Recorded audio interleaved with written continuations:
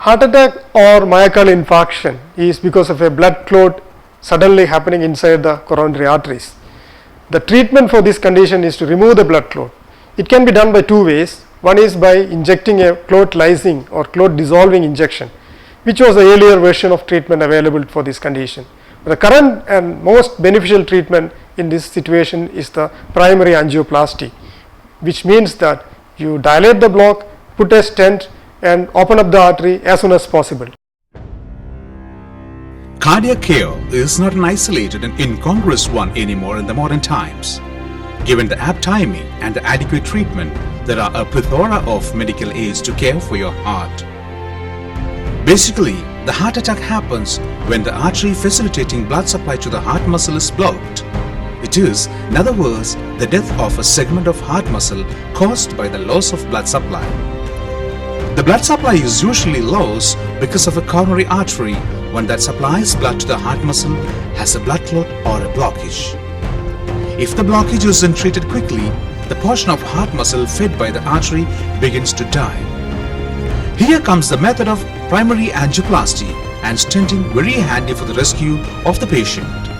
Time plays a crucial role in the medical assistance provided to the victim of heart attack, and once delayed, the chances of saving a precious life also diminishes. The patient has to be brought to a hospital with interventional cardiologist within the next 90 minutes after he shows the symptoms of heart attack, in order to keep him out of danger and to ensure a better recuperating process. It was believed that a certain dosage of morphine and bed rest are the two pillars to rescue a person who had a cardiac arrest in the 1960s, followed by the adage of 1970s, where the practice of diluting blood after administering aspirin and a clot lysing injection.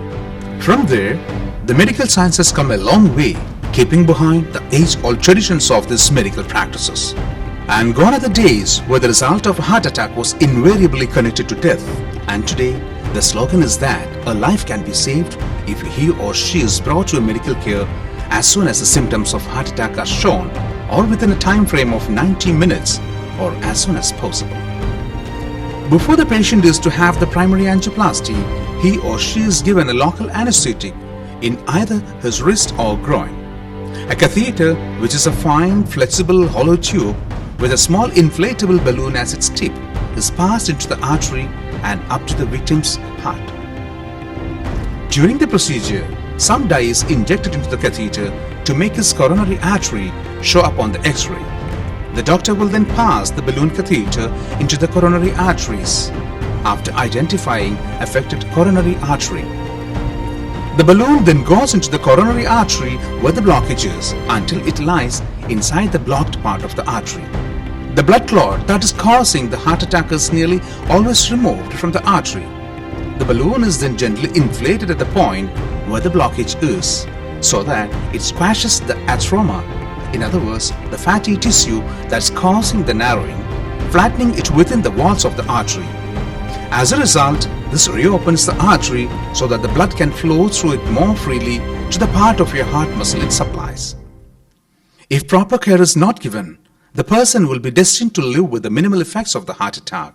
The patient on whom the primary angioplasty is performed can happily leave the hospital in the next 2 days and walk home to pursue further medication.